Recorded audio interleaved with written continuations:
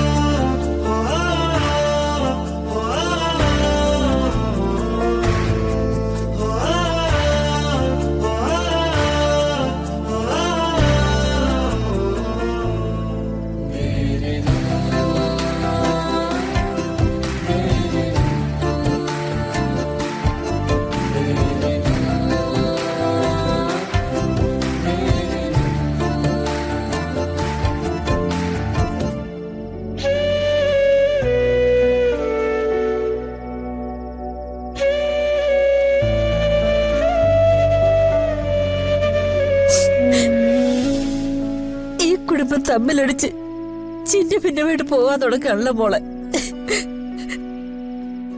ഇത് വല്ലത് നീ അറിയുന്നുണ്ടോ? എന്റെ പൊന്നുമോളെ, നീ ഇതെവിടെയാ? എന്നെങ്കിലും നീ തിരിച്ചു വരുന്ന ധൈര്യത്തില അമ്മ ഇപ്പോഴും ജീവിക്കുന്നത്. അതോ നീ ഒരിക്കലും അമ്മയെ കാണാൻ വരില്ലേ?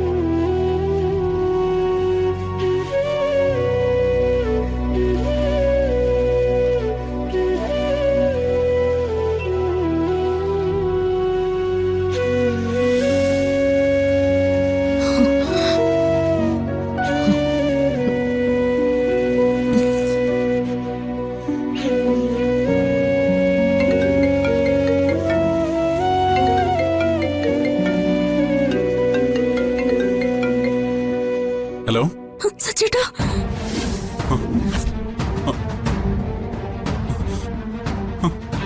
അർച്ചന. സച്ചേട്ടാ, ഞാനിവിടെ തടങ്കല്ല. എത്ര വേഗം എന്നെ ഒന്ന് വന്ന് രക്ഷിക്കണം. അർച്ചന, നീ ഇപ്പൊ എവിടെയാ? അർച്ചന, ആ സ്ഥലം നിനക്ക് ഏതാണെന്ന് മനസ്സിലാക്കാൻ പറ്റുന്നുണ്ടോ? എവിടെയാണെങ്കിലും ഞാൻ വരാം. എവിടെയാണെന്ന് എനിക്ക് പറയാൻ പറ്റുന്നില്ല സച്ചേട്ടാ. ഈ സ്ഥലം ഞാൻ ഇതിനു മുമ്പ് കണ്ടിട്ടില്ല. സച്ചേട്ടാ, ഒന്ന് പെട്ടെന്ന് വാ. എനിക്ക് നമ്മുടെ വീട്ടിലേക്ക് വരണം. സച്ചേട്ടാ, എനിക്ക് പേടിയാവുക. ഇവിടെ ഉള്ളവർ ആരാണെന്നൊന്നും എനിക്കറിയില്ല. എത്രയും പെട്ടെന്ന് വന്ന് എന്നെ ഒന്ന് കൊണ്ടുപോകും സച്ചേട്ടാ. അയ്യോ, സച്ചേട്ടാ ആരൊക്കെ വരുന്നുണ്ട്. അർച്ചന, സച്ചേട്ടാ. അർച്ചന, അയ്യോ,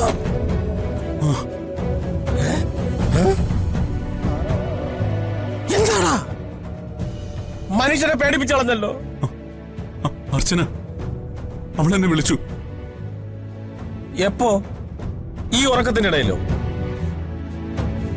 പകല് മുഴുവൻ നടന്ന് തല്ലുകൊള്ളുന്നതും പോരാഞ്ഞിട്ട് രാത്രിയിൽ ഉറങ്ങാനും സമ്മതിക്കൂലേ? നീ നല്ലൊരു ഡോക്ടറെ കാണണം.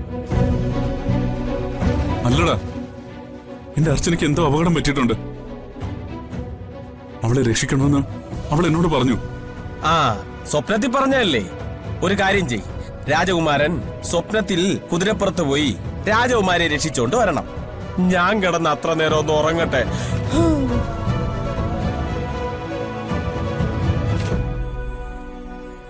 രാജകുമാരെ കൊണ്ടുവരുമ്പോ മാത്രം വിളിച്ചാ മതി കേട്ടോ.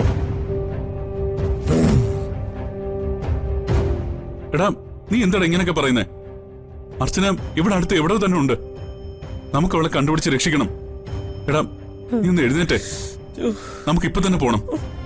എടാ എഴുന്നേക്കാൻ വാ. എങ്ങോട്ട് പോവാനാ? സ്വപ്നത്തില് നീ വല്ല ബസിന്റെ ബോർഡ് കണ്ടായിരുന്നോ? അല്ല എങ്കിലല്ലേ ആ സ്ഥലത്തേക്ക് പോവാൻ പറ്റൂ. എടാ പുലർച്ചെ കാണുന്ന സ്വപ്നങ്ങൾ ഫലിക്കുന്നല്ലേ പറഞ്ഞു കേട്ടിട്ടുള്ളത്. പണ്ടുള്ളവർ അങ്ങനെ പലതും പറഞ്ഞിട്ടുണ്ടാ എന്ന് കരുതി ഈ വെളുപ്പാങ്കാലത്ത് അതും തേടി പോവാൻ പറ്റുമോ? നീ കിടന്നുറങ്ങ്, നേരെ ഒന്ന് വെളുക്കട്ടെ. എടാ എടാ നീ എന്താണ് ഇങ്ങനെയൊക്കെ പറയുന്നേ? എടാ എന്റെ വിഷമം നിനക്കറിയില്ലേ? നിന്റെ വിഷമത്തിന്റെ മുഴുവൻ തല്ല് മേടിക്കുന്ന ആളല്ലേടാ ഞാൻ. പക്ഷേ ഇപ്പൊ പറ്റില്ല. എന്താന്നറിയാവോ? സൂര്യോദയത്തിന് മുമ്പ് തല്ലി മേടിക്കാൻ പാടില്ലെന്ന് അമ്മ പറഞ്ഞിട്ടുണ്ട്. എടാ ഞാൻ കണ്ട സ്വപ്നത്തിൽ അവളെ കരയായിരുന്നടാ. ആണോ? ഇത്രയും കാലം എന്റെ അർച്ചന എന്തോ അപകടത്തിൽപ്പെട്ട് ആരും കാണാതെ എവിടെ ജീവിക്കായിരുന്നു. അതിന്റെ സൂചനകളാ ഞാൻ സ്വപ്നത്തിൽ കണ്ടത്. സൂചനകളല്ലേ ഉള്ളൂ. അടുത്ത തവണ വിളിക്കുമ്പോഴേ കറക്റ്റ് സ്ഥലം കൂടി പറയാൻ പറ. അപ്പൊ നമുക്ക് പോവാം.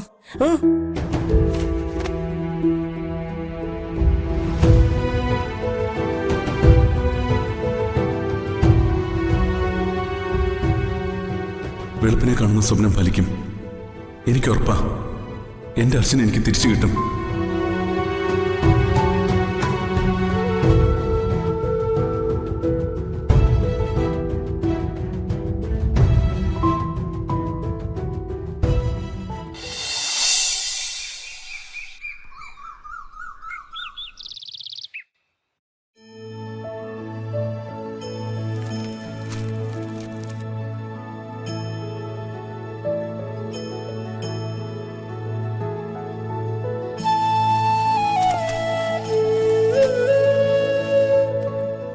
മോനെ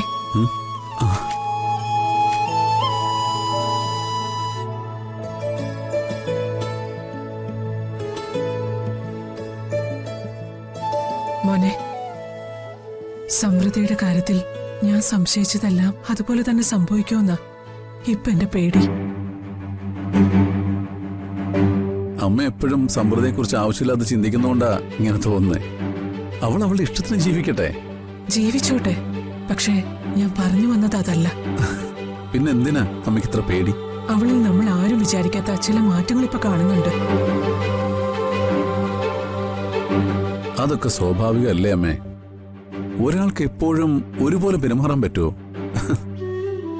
നീ ഞാൻ പറയുന്നത് മുഴുവൻ കേക്ക്. ഒരു ദിവസം ഗൗരിമോളോട് പെട്ടെന്ന് അവള് ദേഷ്യപ്പെട്ട് സംസാരിച്ചു. സാധാരണ മോളോട് അവൾ അങ്ങനെയൊന്നും സംസാരിക്കാറില്ല. പക്ഷെ സംസാരിച്ചുകൊണ്ടിരിക്കുന്നതിനിടയിൽ പെട്ടെന്ന് മോൾ എന്തോ ചോദിച്ചപ്പോ അവള് വല്ലാതെ ദേഷ്യപ്പെട്ടു. കുഞ്ഞിനത് വലിയ വിഷമാവുകയും ചെയ്തു. അവരമ്മയും മോളും അല്ലേ? ഇടയ്ക്കൊക്കെ ഇങ്ങനെ ഇണങ്ങിയും പിണങ്ങിയൊക്കെ ഇരിക്കും. അതൊന്നും വലിയ കാര്യമാക്കേണ്ടതില്ല. ശരി, വാദത്തിന് വേണ്ടി നീ പറയുന്നത് ഞാൻ സമ്മതിക്കാം. പക്ഷേ ഇന്നലെ രാവിലെ അടുക്കളയിൽ വെച്ച് അവള് ശിശിരോട് ദേഷ്യപ്പെട്ടതോ?